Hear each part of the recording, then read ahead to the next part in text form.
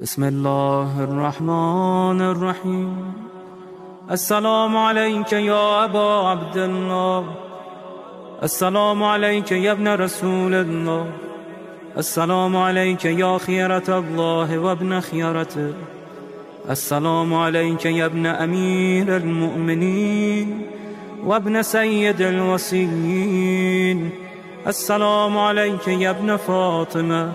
سيدة نساء العالمين، السلام عليك يا ثار الله وابن ثاره والوتر الموتور، السلام عليك وعلى الأرواح التي حلت بفنائك،